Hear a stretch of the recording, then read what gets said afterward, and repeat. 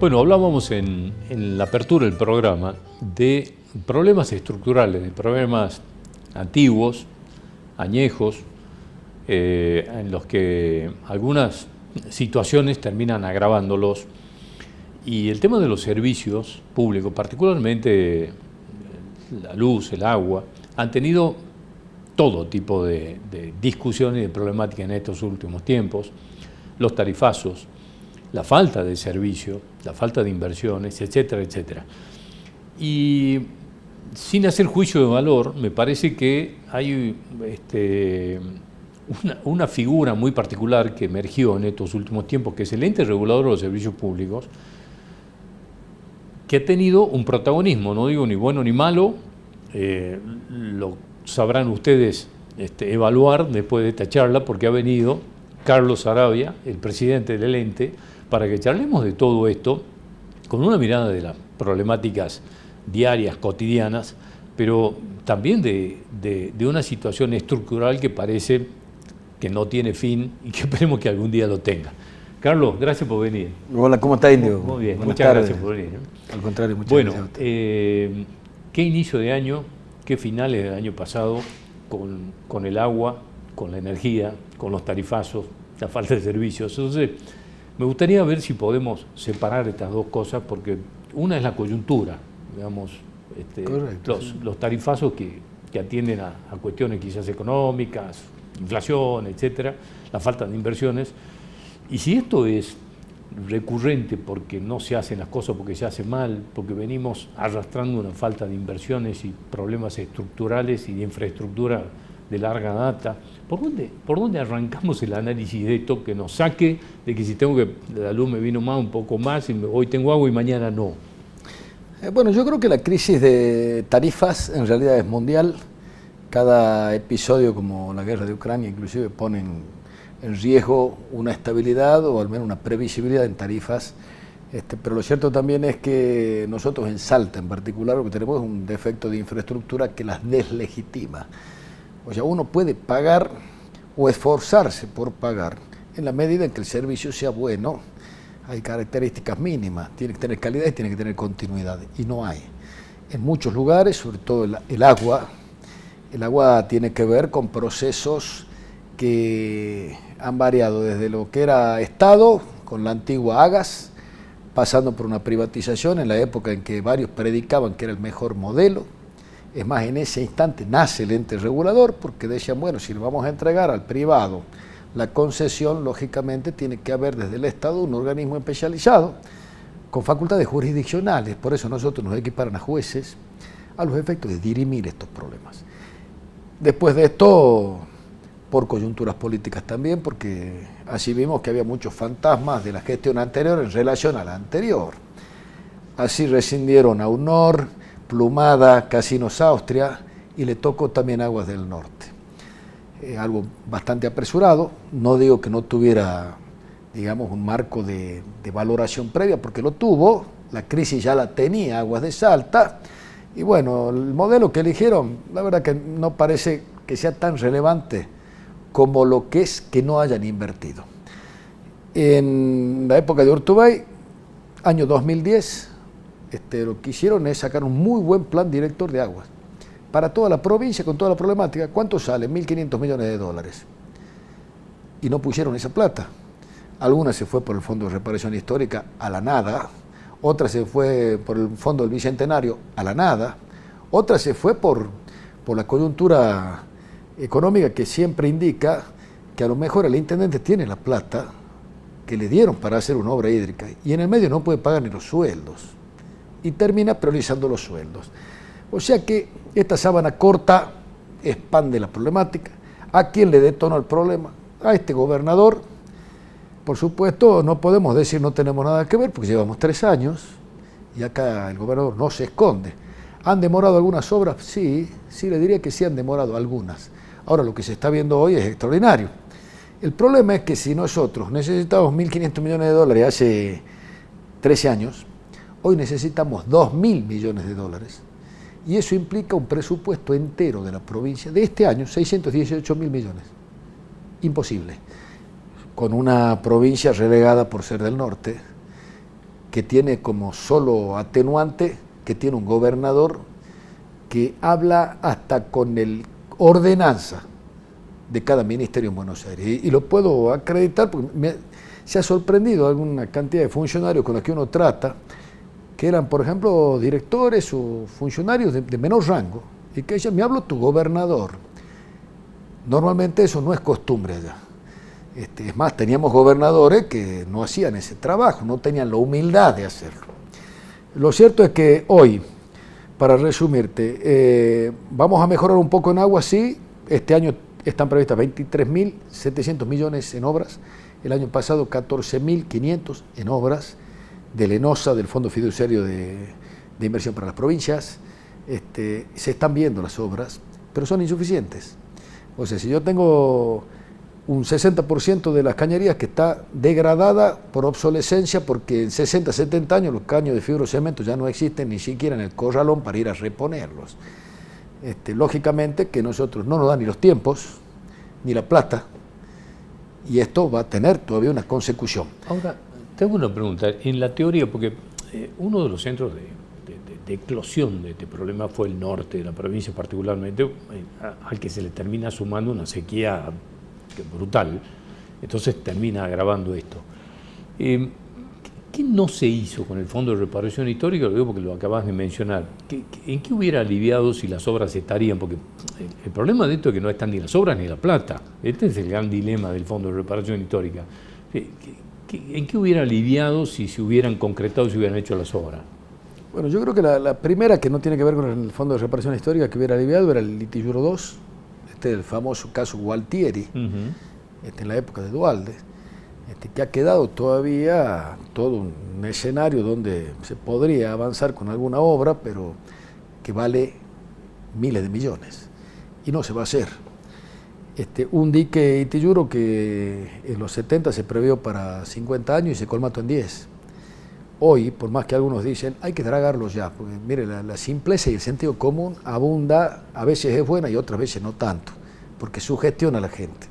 Yo escucho un senador nacional que dice, no, ahora que ya está seco todo, porque la sequía nos asolaba y no había ni una gota, ahora es el momento de dragar. Bueno, hay expertos que dicen que ya no se puede ni dragar. Entonces ahora que están planteando un alteo, 2,20 metros, 2,5 metros, para que haya más reserva. ¿Dónde? En el Limón. Bueno, y los críticos dicen, che, pero esto está lleno de algas, ¿cómo vamos a hacer con esto? Sí, hay que trabajarlo, hay que recircular el agua, hay que buscar la vuelta para tener mayor posibilidad de concentrar agua y preservarla a los efectos. Y cuando llegue la época de mayor demanda y de carencia de lluvia, podamos sostener esto. Ahora, en lo que es Fondo de Reparación Histórica, mire, yo creo que hay listados que pululan hasta en las redes. Han constituido una comisión bicameral que yo creo que ya se les vencieron los mandatos a todos y por vergüenza no han querido nombrar uno nuevo porque nadie quiere asumir la responsabilidad.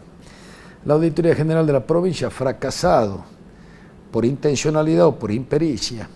Los jueces que no leen los diarios, porque mire, si yo fuera juez penal al menos, y todos los días escucho hablar de que robaron el Fondo de Reparación Histórica, y bueno, haría algo. Ahora, el problema es que no tenemos jueces, les diría, contemple.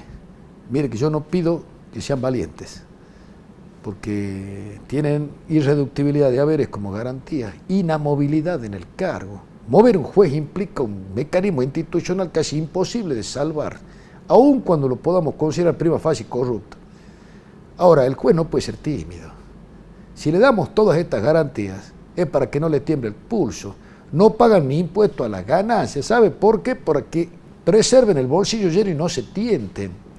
Ahora, mire, con todo eso, y bueno, si no lo hacen los jueces, ¿qué esperamos de un funcionario que cobra 100.000 pesos y tiene que trabajar 20 horas al día? Ahí es donde está el defecto. El sistema de pesos y contrapesos que manda la Constitución no funcionó en este caso por afinidad política. Y después por los convenios subsiguientes que los denominan códigos. Ahora, te hago una pregunta y te llevo al tema de la luz. El gobernador anunció en su mensaje a la legislatura que se amplía a 5 meses las tarifas de zona fría. En este caso, digamos, parece una coyuntura, es decir, esto es un parche. ¿Qué pasa después de esos 5 meses? ¿Qué va a pasar? ¿Cuál es el plan que tienen pensado? ¿Cómo sigue eso? No, bueno, es que en realidad son por temporadas. Santiago del Estero tiene, y es por meses. San Juan ha sacado el mismo día que nosotros, hasta junio. Lo que es el esquema de otros antecedentes en otros países es igual. Ahora, nosotros tomamos como antecedente Secretaría de Energía de Nación, que dijo cuáles son los meses más calientes, pues los tenemos con estadísticas mensurados. Noviembre, diciembre, enero y febrero. Ahora, por supuesto, es muy difícil discutir estos aspectos técnicos en una carpa o en una campe. O sea, mire, yo he escuchado cosas fuera de los insultos y los agravios que, bueno, uno como funcionario se las tiene que bancar.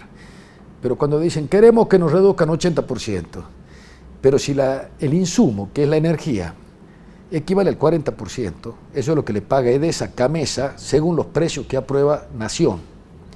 Y bueno, no hay manera que se dé 80, porque dejaríamos de pagar la mitad del insumo. Pero dimos 50 para los pobres, y es bueno. ¿Y cuánto dieron en la zona fría? Porque ellos dicen, somos destratados porque en el sur tienen 30 y 50 los pobres, igual que nosotros. En Santiago del Estero tienen 30, igual que nosotros. Ahora ellos, ¿qué más dicen? ¿De dónde sacan el 80% de reducción? En que Recoleta paga un cuarto que paga Salta. ¿Cierto? Bueno, esta es la demagogia porteña, la del puerto. Le permitieron a Edenor y Edesur tener una deuda de 230.000 millones, de 426.000 millones que debe el sistema energético a Camesa. 230.000 se lo llevan esas dos empresas, pero también se lleva 52.000 millones Chaco, 35.000 millones Misiones, mire usted, 16.000 millones se lo lleva La Rioja. ¿Por qué? Por afinidad política. En síntesis, si tiene mucho peso el gobernador o mucha relación con el gobierno nacional, y bueno, no pagan el insumo. Es como usted no pague los gastos que tiene y venda cosas y la va a vender más barata. ¿Qué hicieron durante estos años? Pisaron la tarifa, ellos no tenían aumento como nosotros estamos obligados por contrato de concesión y lógicamente no pagaban. Bueno, ahora encima, cuando van a arreglar la deuda, le dicen, de los 230.000 te vamos a perdonar 140.000 millones. Y terminaron pagando 90.000 y todos los porteños siguen con la tarifa bajita. Ahora, ¿nosotros podemos solucionar eso? Le digo que no, porque Salta no tiene nada que ver con esto. Lo hemos querido explicar. Sí tiene que ver con defecto de servicio. Ahora, ¿cada cuánto se corrigen esos defectos? 5 años. Yo ingresé hace 3 y le aclaro que hemos cambiado esto. ¿Cuál es el problema? Usted tiene que tener 4 cortes máximo por semestre. Así dice la normativa de calidad. O 7 horas sin luz acumulada. 7 meses. ¿Cuánto tiene Orán? 15 horas. 15 horas y tiene 15 cortes contra 2 que tiene Salta y pagan la misma plata. Y bueno, y yo así también me rebelaría. Tienen razón los usuarios de Orán. ¿Qué vamos a hacer para esto? La partimos a la provincia en 250 pedazos y usted me va a decir, ¿cómo está Urundel? Tengo las estadísticas, ya las tengo desde hace 2 años, pero recién puedo hacerlo cuando termine esta revisión, 30 de junio. Le aseguro que van a cambiar cosas. Acabo de hablar con el ministro de Infraestructura porque estamos negociando que se conecte la línea en firme, contrato en firme quiere decir estable o continuo, de la empresa boliviana Ende, que viene de Tarija. Eso va a mejorar los perfiles de tensión. 3 denuncias hemos hecho tras NOA. Para darle un ejemplo, todavía no está certificado si es que cayó un rayo el otro día que hubo un corte en casi la mitad de la ciudad de Salta. Y nosotros no podemos ingresar ni al lugar, porque usted va a la planta esta de Villa San José, a la famosa usina vieja, y ahí hay un alambrado con carteles que dicen, esto es de Trasnoa. ¿Quién controla? Buenos Aires con el ENRE. ¿Tiene algún representante en Salta el ENRE? A nadie. Y bueno, ¿y cómo va a funcionar el sistema? Ahora te saco de este tema para que me contestes en fracción de segundo porque tenemos que cerrar. La intendenta Bettina Romero planteó en su mensaje al Consejo Deliberante que se disuelva este funcionamiento de Aguas del Norte y que se vuelva a la privatización. Tu opinión en 2 palabras. Bueno, es muy lógico, el romerismo en su momento privatizó. Yo entiendo que igual quién va a querer esa empresa si no tiene una infraestructura buena. Es como que usted me diga, yo voy a ir a agarrar este auto para trabajarlo de remis, y bueno, y si no tiene goma, no tiene motor, y usted no querría. El problema es hasta que nosotros, como Estado, con independencia de la gestión que usted quiera, ponga la plata suficiente para cambiar las redes, para mejorar las plantas depuradoras, las plantas potabilizadoras, los pozos, hasta ese día no va a haber quien venga a querer operar esa empresa. Gracias por venir, Carlos. Por favor.